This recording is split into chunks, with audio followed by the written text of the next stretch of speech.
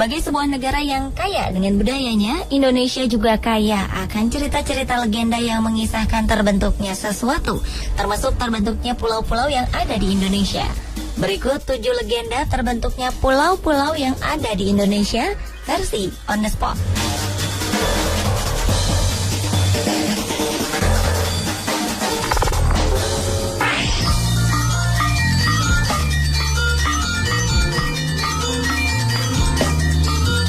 Menurut legenda, Bali awalnya merupakan daratan yang tergabung dengan Pulau Jawa. Berawal dari kisah seorang Brahmana yang bernama Sidi Mantra, yang sangat kaya dan memiliki anak yang suka berjudi, yang bernama Manik Angkeran. Sang anak akhirnya mempertaruhkan harta kekayaan orang tuanya sampai habis, lalu berhutang pada orang lain. Melihat kesulitan anaknya, konon atas petunjuk Sang Yang Widi, Sidi Mantra menemui naga sakti, penjaga harta karun di kawah Gunung Agung. Setelah hutang terbayar atas bantuan naga, sayangnya Manik Angkeran tetap suka berjudi. Demi harta, sang anak menemui sendiri sang naga dan berhasil menipu. Karena marah, naga sakti pun membakar Manik Angkeran hingga meninggal. Sidi Mantra pun kemudian memohon agar naga menghidupkan kembali anaknya. Dan naga pun mengabulkan permintaan Sidi Mantra. Setelah keinginannya terwujud, dengan kesaktiannya, Sidi Mantra mengeluarkan mata air di antara tempat dia berdiri dan anaknya, agar sang anak dapat hidup terpisah dengan orang tuanya. Lama-kelamaan, tanah tempat mereka berdiri dipisahkan oleh air dan membentuk sebuah pulau kecil. Pulau yang terbentuk itu adalah Pulau Bali.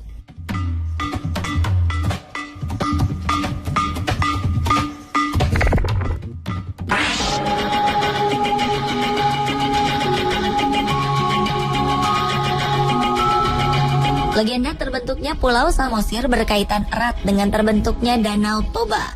Konon, seorang pemuda bernama Toba menikahi seorang wanita yang tidak lain adalah jelmaan dari seekor ikan. Sebelum menikah, sang wanita meminta Toba untuk berjanji tidak akan mengungkit lagi dari mana ia berasal. Mereka kemudian dikaruniai seorang anak yang diberi nama Samosir. Suatu hari, Samosir diberi tugas oleh ibunya untuk membawa makan siang untuk sang ayah yang sedang bekerja di ladang. Namun di tengah jalan, karena lapar, Samosir memakan bekal yang seharusnya untuk ayahnya. Mengetahui hal itu, Toba marah dan mengatakan bahwa Samosir adalah anak ikan. Mendengar aduan anaknya, sang ibu lalu menyuruh Samosir pergi ke puncak gunung yang paling tinggi dan menangis sekerasnya. Tidak lama kemudian, hujan pun turun dan membanjiri daerah mereka. Sang ayah, Toba, yang sedang bekerja tidak dapat melarikan diri dan akhirnya tewas tenggelam. Sementara sang ibu kembali berubah menjadi seekor ikan. Sementara gunung tempat Samosir berlindung menjadi sebuah pulau di tengah danau. Pulau itu dinamakan Pulau Samosir, sedangkan danaunya dinamakan Danau Toba.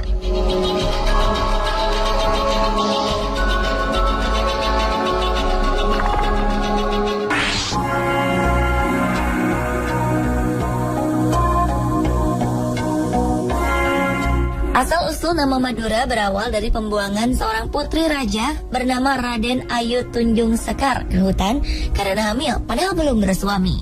Sang putri mengaku bahwa kehamilannya disebabkan oleh mimpinya yang didatangi bulan purnama. Namun raja tidak mempercayai alasan putri kesayangannya itu. Sang putri kemudian mempersilahkan Patih untuk membunuhnya. Tetapi jika alasannya memang benar, putri tidak akan mati terbunuh. Benar saja, pedang yang digunakan Patih untuk membunuh tidak dapat menyentuh tubuh putri. Patih lalu membuatkan rakit untuk putri yang sedang hamil ini dan menyuruhnya melarikan diri. Ketika sedang berlayar saat bulan purnama muncul, sang putri melahirkan seorang bayi laki-laki dan diberi nama Raden Sagara. Sagara dalam bahasa Madura artinya laut. Ketika sampai di darat, bayi yang baru berumur beberapa hari ini tiba-tiba meloncat dan berlari ke sana kemari. Bayi Sagara itu pun menemukan sebuah pohon bersarang lebah yang tersangkut. Namun seperti ingin memberi izin pada sang bayi, lebah-lebah yang tadinya berkerumun pada sarang itu menyingkir, sehingga bayi Sagara dan ibunya bisa minum madu.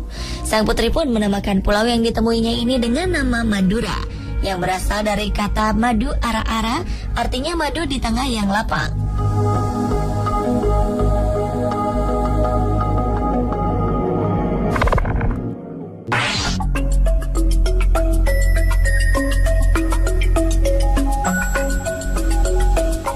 Cerita tentang terbentuknya Uniknya Pulau Kalimantan berawal dari dua dewa yang bersaing merebut hati manusia untuk menyembah mereka.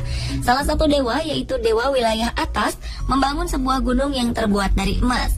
Melihat hal tersebut, Dewa Wilayah Bawah iri. Ia pun akhirnya membangun gunung yang lebih tinggi dari milik Dewa Wilayah Atas, namun dari bahan yang tersisa, yaitu batuan dan tanah.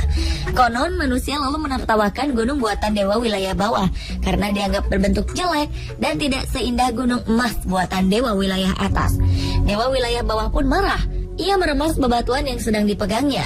Tapi ajaib, bebatuan itu berubah menjadi batuan mulia seperti batu merah delima, zamrud, safir, dan permata.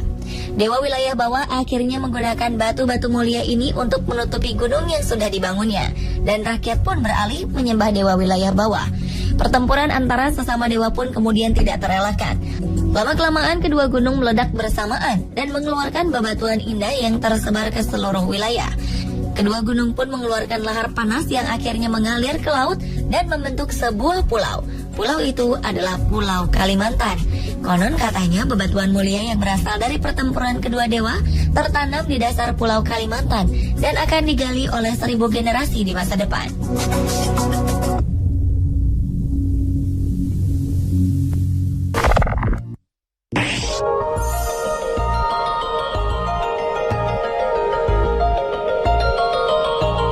Masyarakat asli Belitung menyebut Belitong atau singkatan dari Bali terpotong. Legenda yang diturunkan dari orang tua menceritakan bahwa suatu ketika di Pulau Bali ada seorang raja yang memiliki putri yang cantik jelita. Namun sayang, memiliki penyakit kelamin. Raja dan ratu pun mengadakan sayembara untuk menyembuhkan penyakit anaknya. Tetapi tidak ada yang berhasil menyembuhkan putri. Raja pun terpaksa mengasingkan sang putri di hutan dengan ditemani oleh seekor anjing. Mereka hidup hanya berdua. Suatu hari sang putri didapati hulu balang raja dalam keadaan hamil, yang kemudian membuat sang raja marah. Raja pun berdoa kepada dewa untuk menghancurkan tanah tempat putri tinggal. Hujan dan petir kemudian terjadi di sekeliling putri dan anjingnya. Tanah itu pun lama-kelamaan retak dan terpisah dari Pulau Bali. Tanah yang terpisah diombang-ambingkan ombak hingga sampai ke dekat Pulau Sumatera. Ada 2 nelayan yang melihat tanah itu, kemudian menancapkan jangkar hingga tanah tidak bergerak kemana-mana. Tanah itulah yang menjadi sebuah pulau yang dinamakan Pulau Belitung.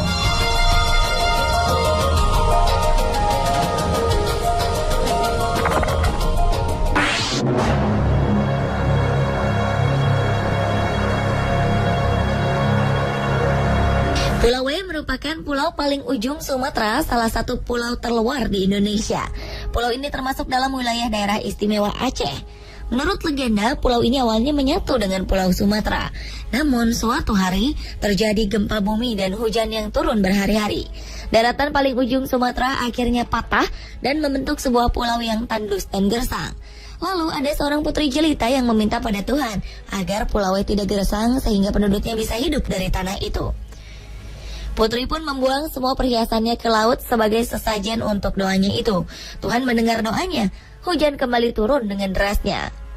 Karena hujan deras itu terbentuklah sebuah danau di tengah Pulau W yang dinamakan Anek Laut. Putri itu sendiri akhirnya terjun ke dasar laut dan menjadi Pulau Rubiah yang letaknya berdekatan dengan Pulau W.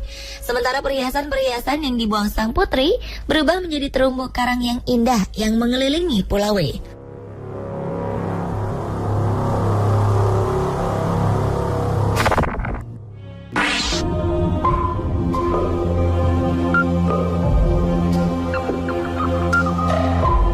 Selama ini Nusa Kambangan dikenal angker karena ada sebuah penjara untuk narapidana kelas kakap.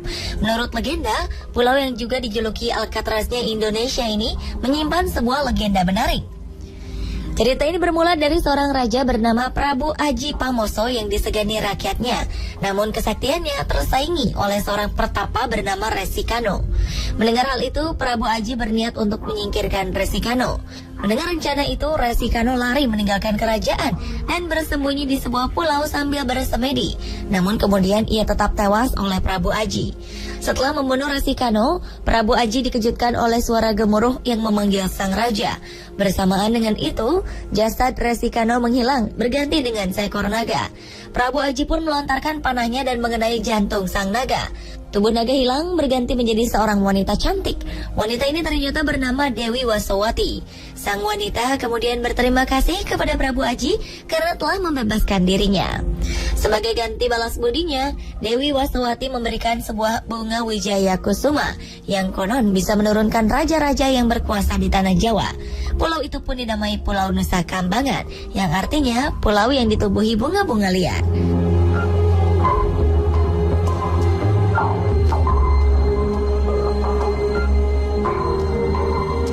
Pemirsa, itulah 7 legenda pulau-pulau di Indonesia.